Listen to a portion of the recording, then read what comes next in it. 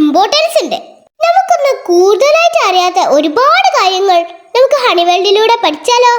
ഇന്ന് May 18 international museum day.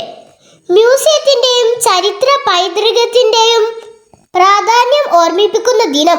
മ്യൂസിയങ്ങൾ വഴി നമുക്ക് ഹിസ്റ്ററീസ് ഒക്കെ അറിയാൻ പറ്റും. അതുപോലെ ഓൾഡ് കൾച്ചർ ഒക്കെ മനസ്സിലാക്കാൻ പറ്റും.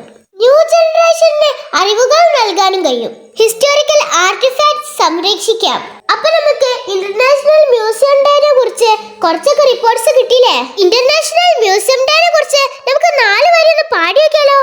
ഇതെന്നു വേണം, ഈ മ്യൂസിയം വേണം, കഴിഞ്ഞു പോയ ഹിസ്റ്ററിയെ ഓർത്തെടുക്കണം, ആ കൾച്ചർ അറിയണം, ചരിത്രരേഖ അറിയണം, മൺചുവരിൽ മാഞ്ഞു പോയ കാലം ഓർക്കണം. തീർന്നോ? ഇല്ല.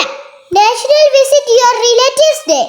ബന്ധുക്കളെ സന്ദർശിക്കാനും കുടുംബ ബന്ധങ്ങൾ ശക്തമാക്കാനും പ്രോത്സാഹിപ്പിക്കുന്ന ഡേ. ഈ ദിവസത്തിൽ പഴയ മെമ്മറീസ് ഒക്കെ ഷെയർ ചെയ്യുന്നുണ്ട്. ഫാമിലിയിലൊക്കെ വിസിറ്റ് ചെയ്യാ. ഇന്ന് എത്ര പേര് ഫാമിലിയൊക്കെ വിസിറ്റ് ചെയ്ത്? നമ്മൾ എല്ലാരും ബിസിയാണല്ലേ. ഈ ദിവസത്തിന്റെ സന്ദേശം എന്ന് പറയുന്നത് നമ്മളെ ബന്ധങ്ങൾ അകന്നു പോവാതിരിക്കലാണ്.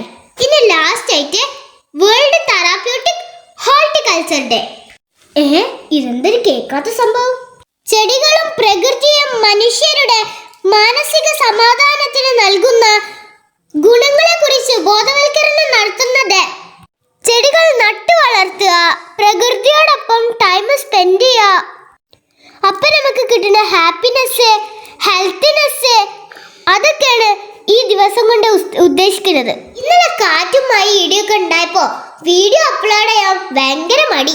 ഇന്നലത്തെ ദിവസത്തിനും ഒരുപാട് ഇമ്പോർട്ടൻസ് ഉണ്ടായിരുന്നു. ഇന്നലെ world tele communication and information society day ആയിരുന്നു.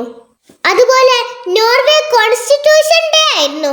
ചരിത്രത്തിൽ ആദ്യമായി എവറസ്റ്റ് മല വിജയകരമായി കീഴടക്കിയ സംഘത്തിന്റെ ന്യൂസ് ലോകമറിഞ്ഞത് മെയ് 19 ആയിരുന്നു. അപ്പൊ ഇതുപോലുള്ള ഇമ്പോർട്ടൻസ് ഒക്കെ അറിയാൻ വേണ്ടി ഹണിവേൾഡിനെ ഫോളോ ചെയ്യാം. ബൈ.